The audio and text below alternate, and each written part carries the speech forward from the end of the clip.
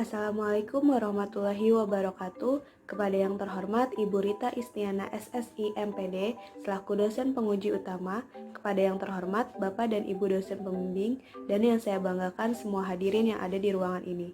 Perkenalkan, nama saya Nur Intan Permatasari, NPM 036117016. Di sini saya akan menyampaikan jurnal hasil penelitian saya yang berjudul Perilaku Tanggung Jawab Lingkungan dan Pro Lingkungan Profil Mahasiswa Calon Sarjana Biologi. Adapun poin-poin yang akan disampaikan meliputi latar belakang, metode penelitian, hasil dan pembahasan, dan simpulan. Latar belakang.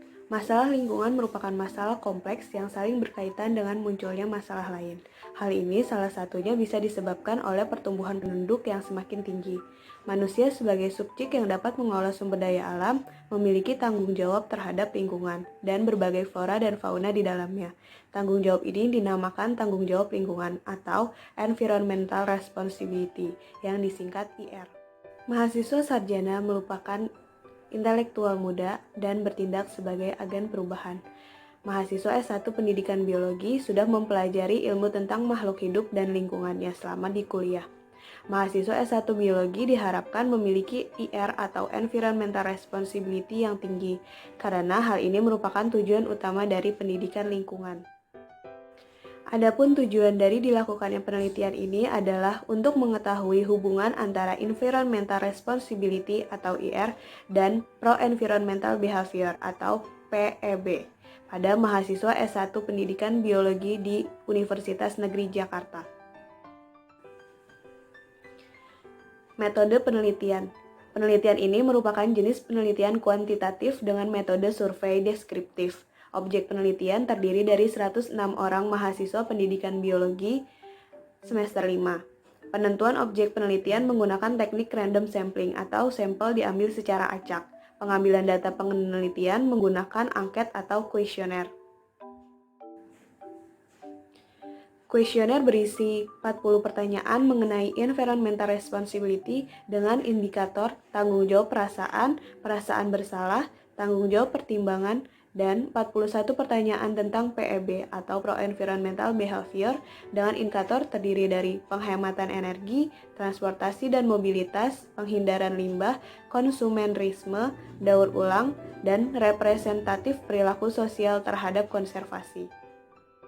Analisis data penelitian yang pertama melakukan uji validitas dan reliabilitas pada kedua instrumen variabel penelitian. Yang kedua, data dianalisis menggunakan uji normalitas dan homogenitas.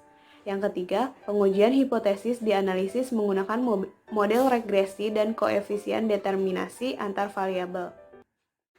Selanjutnya, hasil dan pembahasan.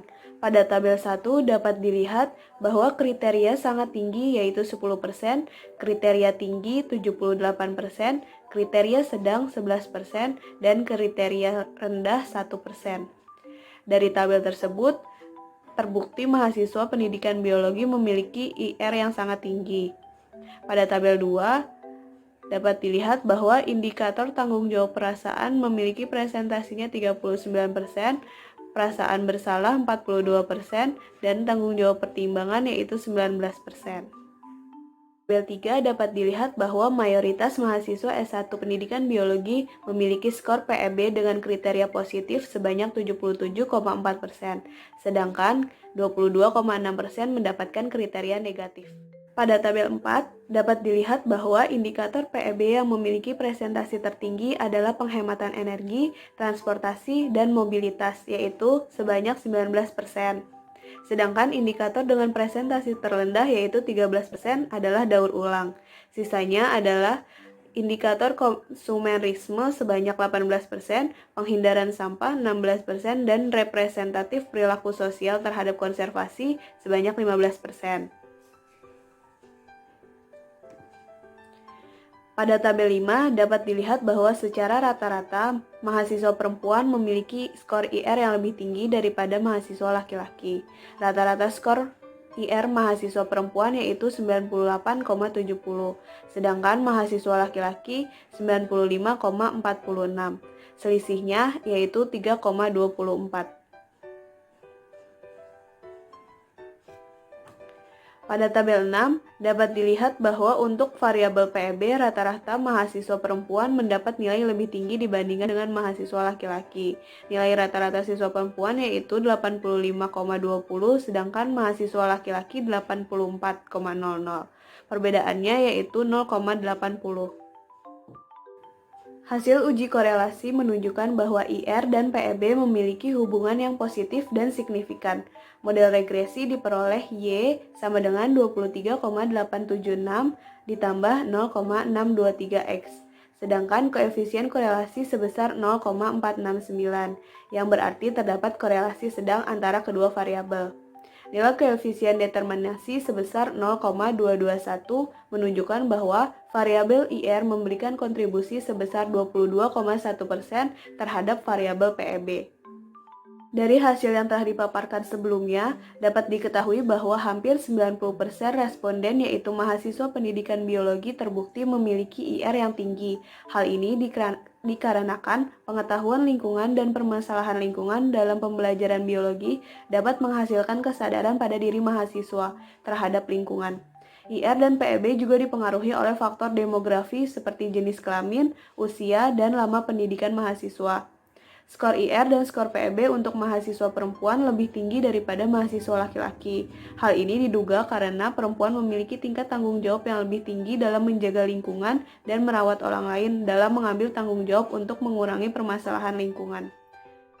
Selain itu, faktor ekonomi juga berpengaruh dalam pengambilan keputusan untuk PEB.